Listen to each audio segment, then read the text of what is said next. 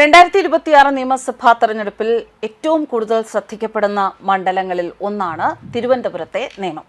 തിരുവനന്തപുരം താലൂക്കിൽ ഉൾപ്പെടുന്ന തിരുവനന്തപുരം നഗരസഭയുടെ 37 മുതൽ 39 വരെയും 48 മുതൽ 58 വരെയും 61 മുതൽ 68 വരെയും വാർഡുകൾ അടങ്ങിയ നിയമസഭാ മണ്ഡലം.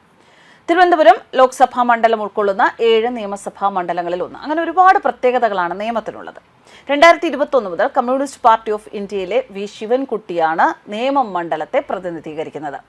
സംസ്ഥാനത്ത് ആദ്യമായി BJP ജയിച്ചു കയറിയ മണ്ഡലം കൂടിയാണ് നേമം മണ്ഡലത്തിലെ വികസന പ്രവർത്തനങ്ങൾ, തങ്ങൾ ചെയ്തിട്ടുള്ള വികസന പ്രവർത്തനങ്ങൾ എന്തൊക്കെയാണ് എന്ന് കഴിഞ്ഞ ദിവസം മന്ത്രി വി ശിവൻകുട്ടി പറഞ്ഞിരുന്നു. കുറേ കാലങ്ങളായിട്ട് നേമം മണ്ഡലത്തിൻ്റെ വികസനത്തെക്കുറിച്ച് ചില കാര്യങ്ങൾ ഒളിച്ചു വെക്കാൻ ശ്രമിക്കുന്നത് ശ്രദ്ധയിൽപ്പെട്ടിട്ടുണ്ട്.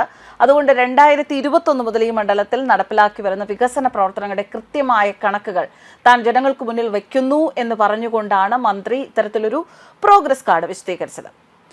നിയമമണ്ഡലത്തിന്റെ ചരിത്രം പരിശോധിക്കുകയാണെങ്കിൽ അദ്ദേഹം അവകാശപ്പെടുന്നത് ഇന്നുവരെ ഉണ്ടാകാത്ത വിധത്തിലുള്ള വിപ്ലവകരമായ മാറ്റങ്ങൾ കഴിഞ്ഞ 5 വർഷത്തിനിടയിൽ നേമത്ത് സംഭവിച്ചു എന്നാണ് പറയുന്നത്. അതിൽ വിദ്യാഭ്യാസ മേഖലയുണ്ട്. വിദ്യാഭ്യാസ മേഖല മുതൽ അടിസ്ഥാന സൗകര്യ വികസനം വരെ നീളുന്ന ബൃഹത്തായ പദ്ധതികൾ.